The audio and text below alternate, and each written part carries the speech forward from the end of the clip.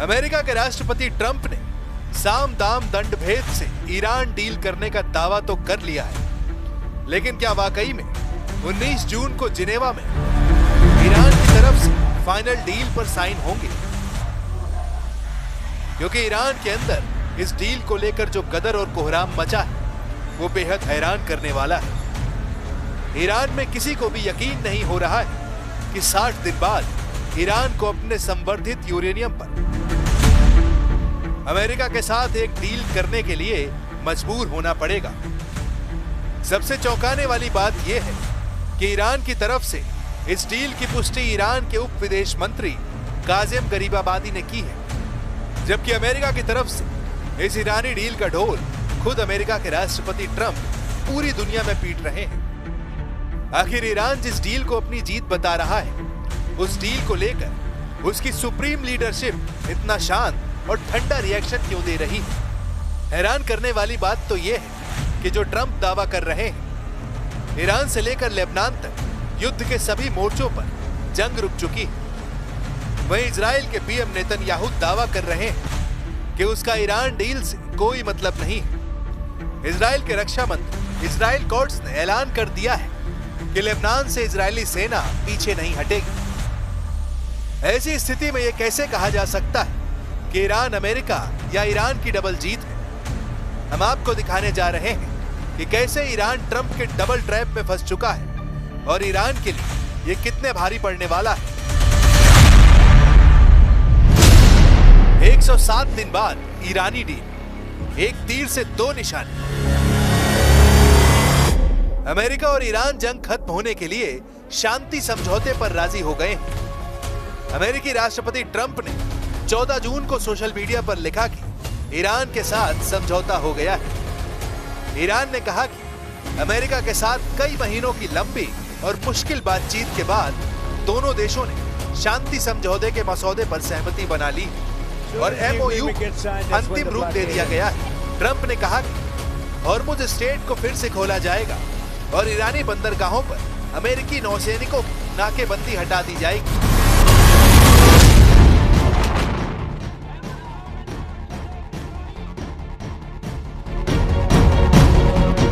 इस युद्ध और शुरुआती समझौते यानी एमओयू को देखने वाले अंतरराष्ट्रीय कूटनीतिक एक्सपर्ट्स का मानना है कि इस मोड़ पर ईरान का पल्ला राजनीतिक रूप से भारी नजर आ रहा है।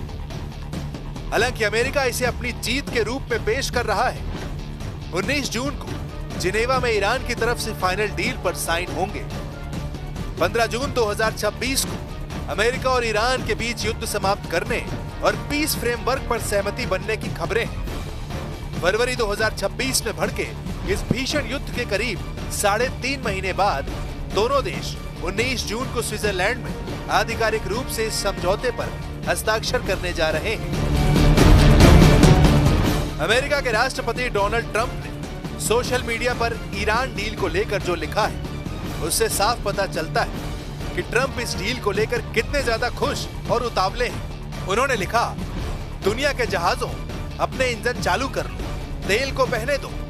इधर पाकिस्तान के प्रधानमंत्री शहबाज शरीफ ने कहा कि दोनों देश 19 जून को स्विट्जरलैंड के जिनेवा में पीस डील पर दस्तखत करेंगे। अगर ऐसा होता है तो 47 साल में तेहरान और वॉशिंगटन के बीच ये पहली हाई लेवल बैठक होगी।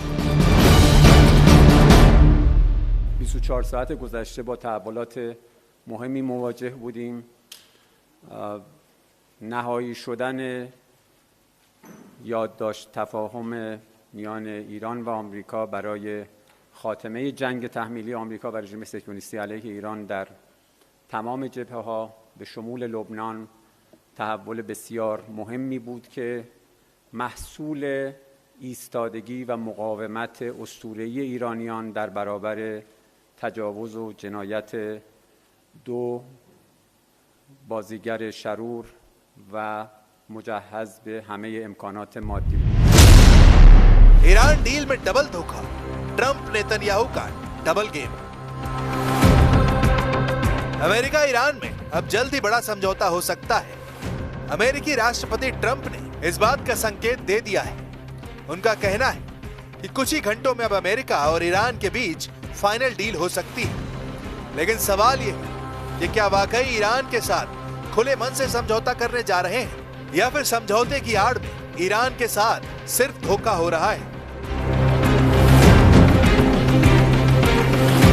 इंटरनेशनल इंटेलिजेंस के कुछ एक्सपर्ट इसे पूरी तरह धोखा ना मानकर ट्रंप और नेतन्याहू की एक सोची समझी चेस चाल के रूप में देख रहे हैं, जिसके पीछे एक गणित हो सकता है।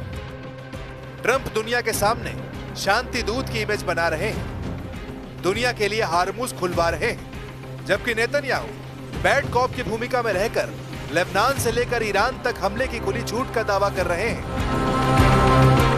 डील के तहत 60 दिन में परमाणु स्टॉक नष्ट करना है। अगर ईरान अपने डील से मुकरा तो ट्रंप को दोबारा से नैतिक और लीगल आधार मिल जाएगा और वो ईरान को तबाह कर डालेंगे। 107 दिनों की लगातार लड़ाई से अमेरिका और इजराइल दोनों के एयर डिफेंस इंटरसेप्टर्स यानी मिसाइल डिफेंस सिस्टम खत्म होने की कगार पर थे। इस डील के बहाने इजराइल और अमेरिका को अपने हथियारों का स्टॉक दोबारा भरने का समय मिल गया है, जो कि इजराइल ने आधिकारिक तौर पर कह दिया है कि वो इस डील का हिस्सा नहीं है। इसलिए नेतन्याहू ने चालाकी से खुद को अंतर्राष्ट्रीय बंधनों से मुक्त कर लिया है। अमेरिका दुनिया से कहेगा वो शांति चाहता है, लेकिन इजराइल पर्दे के पीछे से ईरान के परमाणु ठिकानों पर मोसाद के जरिए गुप्त और सर्जिकल हमले जारी रखेगा। इजराइल सीज फायर के आधिकारिक रूप से लागू होने से पहले हिजबुल्ला और ईरान के शीर्ष कमांडरों को चुन चुन कर निशाना बनाने की नीति जारी रखेगा, ताकि समझौते के वक्त उसकी स्थिति कमजोर न रहे। अगर अमेरिका के दबाव में इजराइल को फ्रंट लाइन वॉर यानी आमने सामने का युद्ध रोकना भी पड़ा, तो भी मोसाद के जरिए ईरान के भीतर सीक्रेट ऑपरेशंस, साइबर हमले और परमाणु वैज्ञानिकों या ठिकानों को गुप्त रूप से निशाना बनाने का सिलसिला थमेगा नहीं। ये लगभग तय है। यानी 19 जून 2026 को अगर जिनेवा में ईरान की डील हो जाती है, तो डील के अगले 60 दिन ईरान के लिए एक ऐसा डेथ ट्रैप साबित होंगे जहां ईरान का परमाणु प्रोग्राम भी तबाह होगा और वो अमेरिका और इजराइल के रहमो करम पर रहने को मजबूर हो जाएगा।